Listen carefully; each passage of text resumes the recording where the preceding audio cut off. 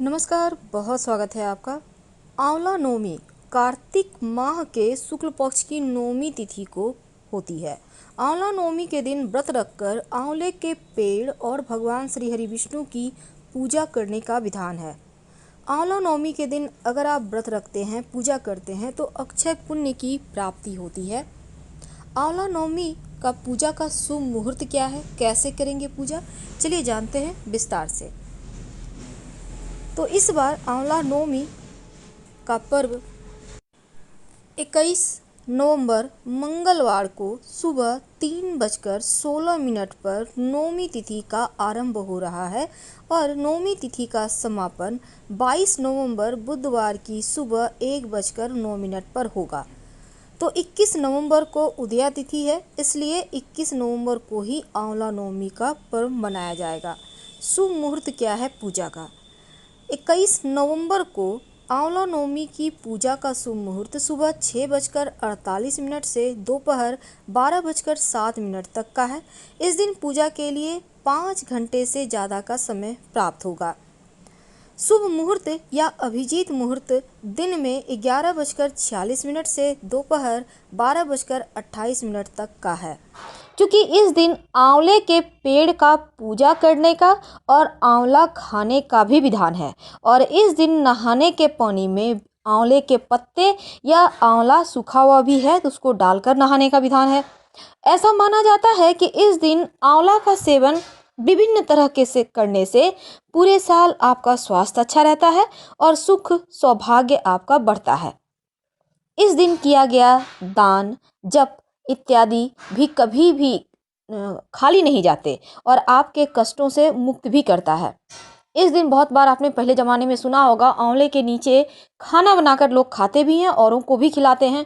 और इस दिन गुप्त दान करने का विधान है। एक होता है सीताफल या कुम्हड़ा इसको कहते हैं, तो वाइट कलर का होता है, उसमें लोग सोना चांदी या पैसा गुप्त रूप से छिपाकर दान करते हैं और ये पुराने ज़माने से चला आ रहा है। शास्त्रों में अक्षय नवमी के दिन, आंवले नवमी के दिन आंवला का वृक्ष का पूजा भी होता है और ऐसा माना जाता है कि भगवान श्री हरि विष्णु और भगवान शिव का निवास होता है आंवले के पेड़ में। इस दिन वृक्ष के नीचे भोजन करने से सभी रोगों का नाश हो जाता है।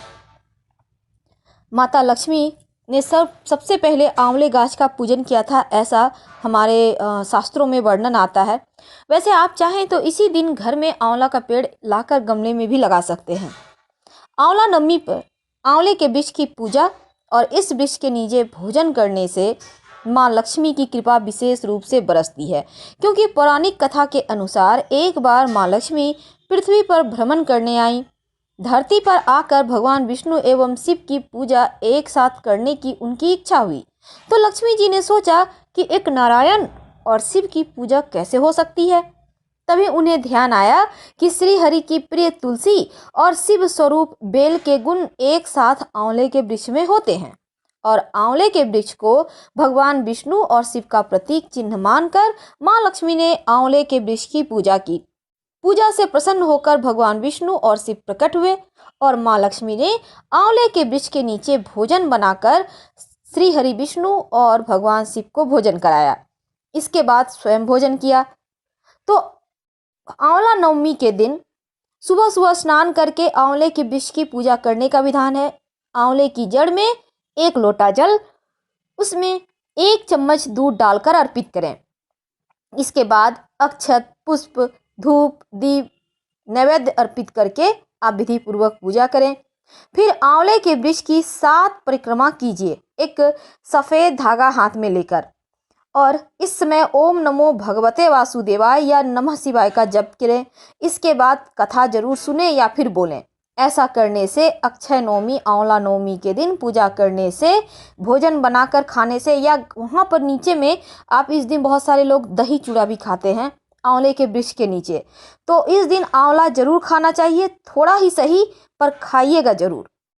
पद्म पुराण में एक वर्णन आता है कि आंवला का फल श्री हरि को प्रसन्न करने वाला और शुभ माना गया है और इसके खाने मात्र से मनुष्य सब पापों से मुक्त हो जाता है, आयु बढ़ती है, रस पीने से धर्म बढ़ता है, जल से स्नान करने से आंवला मिलाकर पानी में डालकर नहाने से गरीबी दूर होती है। और इस दिन इसीलिए हमने कहा कि आंवला डालकर ही पानी में आप स्नान कीजिएगा। आंवले का दर्शन करने से, छूने से आपका नाम यश बढ़ता है। यहाँ तक कि आंवला का शब्द आंवला ऐसा बोलने से भी श्री हरि की कृपा आप पर बरसती है। तो जहाँ आंवले का फल होता है वहाँ भगवान श्री हरि विष्णु सदा विराजमान होते हैं और उस घर में ब्रह्मा एवं स्थिर लक्ष्मी का वास होता है। तो आइए जानते हैं विशेष तौर पर कुछ खास उपाय।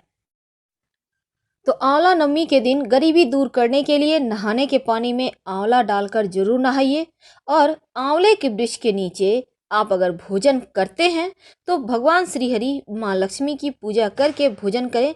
घर में कभी पैसों की कमी नहीं होगी और आपका स्वास्थ्य भी अच्छा रहेगा।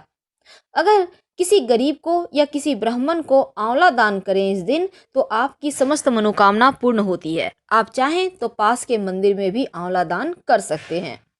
आपको तो पता है आंवले को कनक यानी सोना का ही रूप माना जाता है, इसलिए स्वर्ण के सभी गुण आंवले में होते हैं, इसलिए इस दिन जरूर दान करना चाहिए।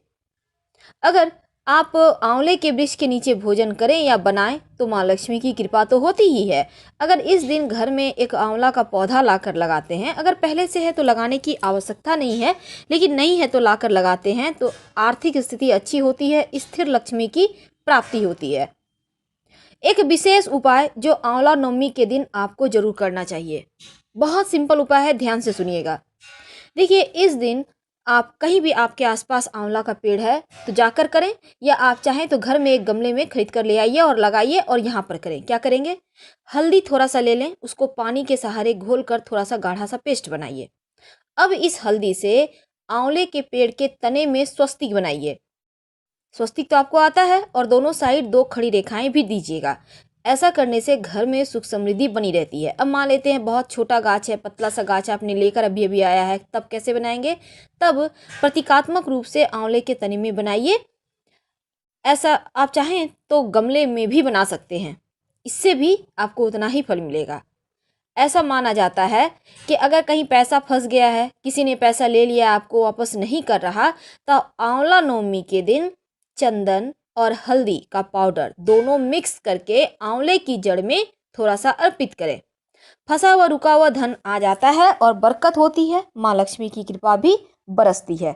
तो आंवले नवमी के दिन नहाते समय आपको पानी जरूर डालना है। ये खास उपाय याद रखिएगा, हम बार बार रिपीट कर रहे हैं क्योंकि बहुत बार क्या होता है आप भूल जाते हैं।